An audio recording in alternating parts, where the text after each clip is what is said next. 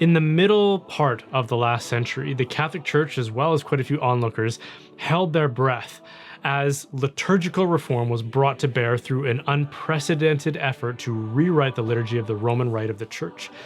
And why does that matter? Why should the Church bother with liturgical reform if it can do it? Well, to answer my own question, because of an understanding that is well summarized by this ancient saying of the Church, which is Lex Orandi, Lex Credendi, which means that the law of prayer is the law of belief. How you pray will influence how and what you believe. For example, if at the end of the day you might kneel down on the floor with a contrite heart, ready to ask for God's mercy, like the publican in Christ's parable who beat his chest in sorrow. Or you might lay down in bed and look up to God like a benign grandfather and say, hey man, thanks for watching out for me. And the habits of those two contrasting approaches to God will shape your relationship with him and ultimately what you believe about him. And liturgy is the summit, the pinnacle of our worship, which means that it will carry the most influence when it comes to shaping how we perceive him and his relationship with us. So a liturgy that shapes a better understanding of God through appropriate worship to him is going to be better than one that doesn't do that. And in the wake of the reform that materialized in the 1960s, I think most people can admit that something went wrong, either in the new liturgy itself or the way that it was implemented. But it's pretty obvious that the hoped for promises of that reform did not fully take shape. We did not see a dramatic increase of active participation of the laity. We did not see a dramatic improvement of our theological understanding. We did not see a renewed evangelistic zeal sweep through the church. Instead, we saw collapsing numbers of lay attendance at Mass and priestly and religious vocations. We saw widespread liturgical abuse. We saw disregard for what the Second Vatican Council called for in the liturgy. And we saw deep divisions emerge between those who wanted to return to the tradition we had and those who wanted to press forward with innovation.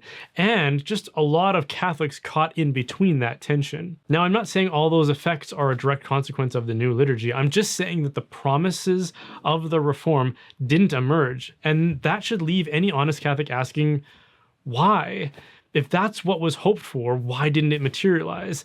And I'd like to offer a possible answer that has helped me, at least, as I've tried to make sense of this liturgical heritage that we've inherited. And it starts with what I would describe as an unavoidable and deeply Catholic philosophical and ethical principle, which is that you cannot dramatically improve yourself or someone else through the rapid implementation of one or a few decisions.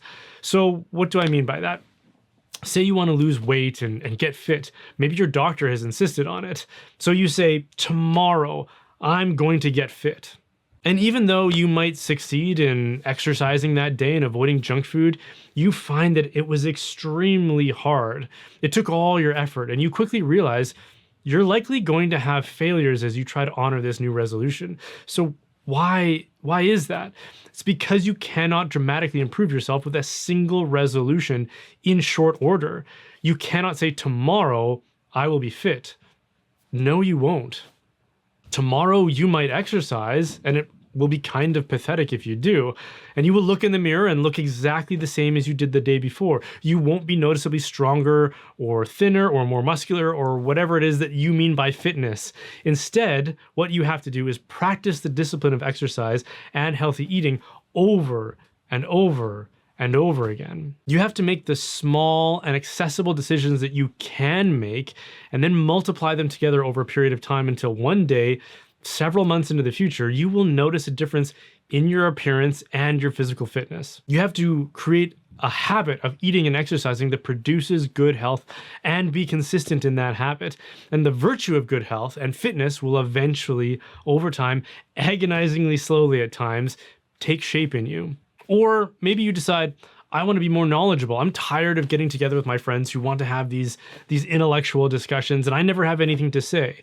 So tomorrow, I'm going to become more knowledgeable. It's like, no, you're not.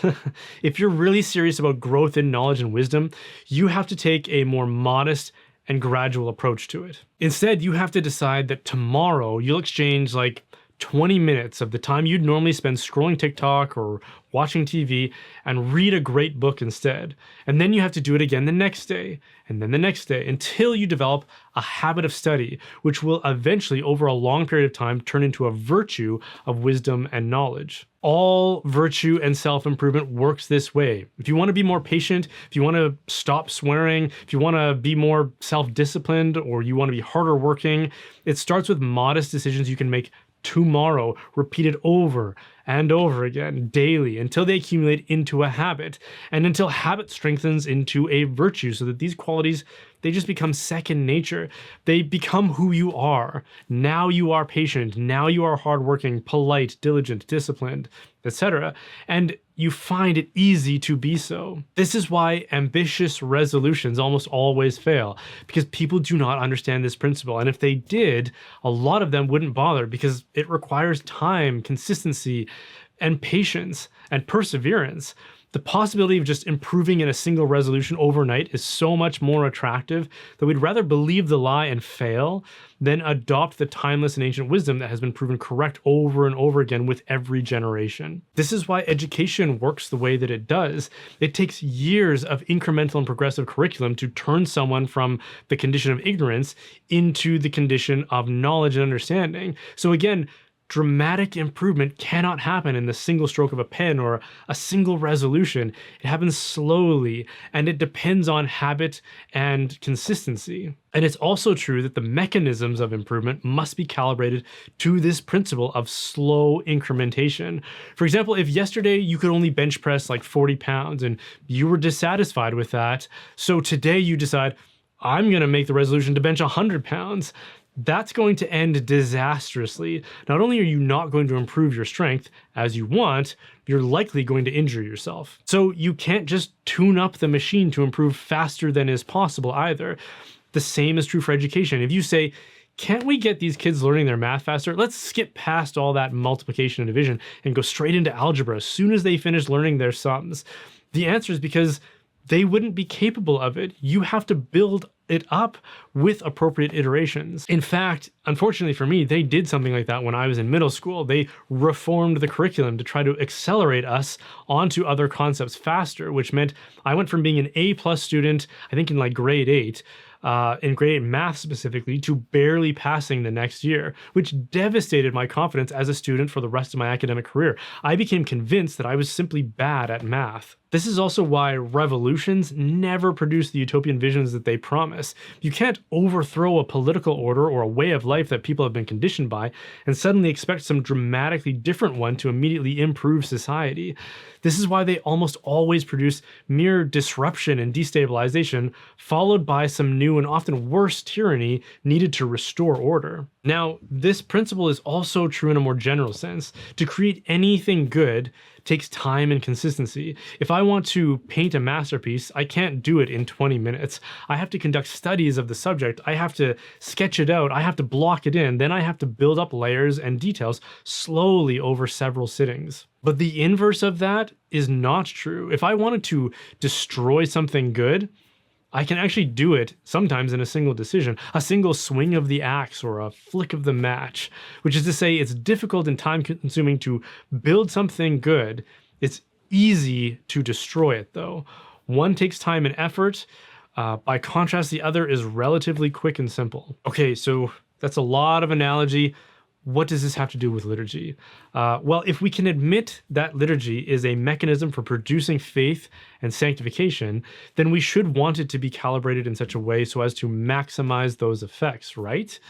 But if you look at the quality of the faithfulness and holiness of the congregation of the people, and you say it needs improvement, you can't just say, well, let's recalibrate the mechanism so that it starts to immediately mass produce saints. Just like with fitness again, if you're a fitness trainer, and your client is complaining about slow progress, you can't just pull the pin out at 40 pounds and reinsert it at 100 and expect immediate dramatic gains. You have to put it back in at 45, and then a couple weeks later 50, and then sometime later 55. And if the liturgy as a mechanism for forming the faith of the disciples needs recalibration, It has to be done slowly over time, which is how the church has always observed liturgical reform. There's never been a moment in the church's history in which the liturgy was rewritten in dramatic fashion as it was in 1969. And I'm not exaggerating. That change was unprecedented in the church's 2,000-year history. Changes had taken place in the liturgy, but they were always modest and incremental in appreciation of the principle I've been trying to describe. And you can look this up. Ask ChatGPT if there was ever a time in the church's history in which the liturgy was changed like it was in 1969. Or better yet, we could ask Pope Benedict XVI, who wrote this while still a cardinal. He says, "In the place of liturgy as the fruit of development came fabricated liturgy. We abandoned the organic, living process of growth and development over the centuries and replaced it, as in a manufacturing process, with a fabrication." And the new Mass, or the Novus Ordo, was very different from the old one. I remember when I first attended the Latin Mass, I thought it would be easy to follow along with, like the Mass I was familiar with, but in Latin. And as long as I had a translation, I'd be fine. I quickly realized how wrong that was because it was very, very different. Now, I'm not saying that the Novus Ordo isn't a better liturgy. I'm not a liturgical expert capable of making those kinds of assessments. But for argument's sake, let's say it is superior to the old form of the Mass.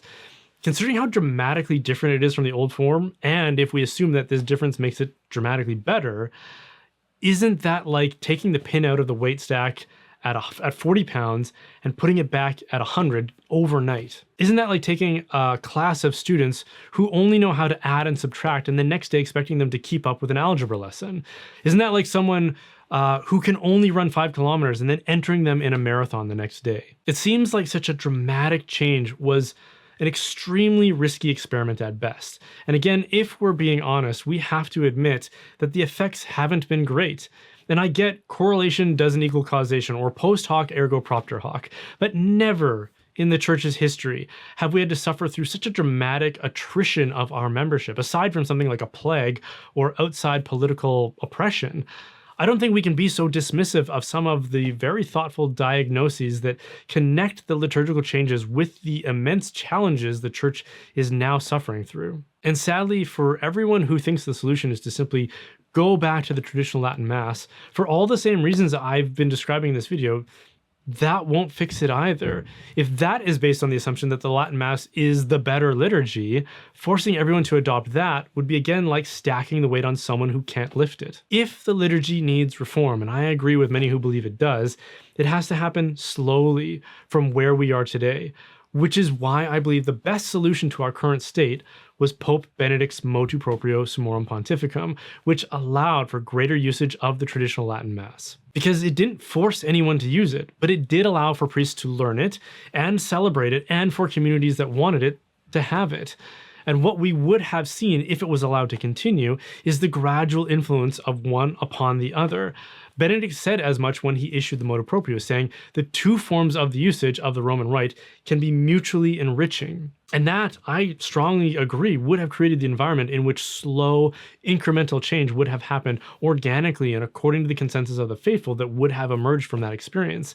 Which is why, if I can be so bold, I would ask Pope Leo XIV to restore the wisdom of that legislation. Because Lex Orandi, Lex Credendi is a true saying, and the way the Mass is popularly celebrated in the Roman Rite clearly needs improvement, especially in the English-speaking world.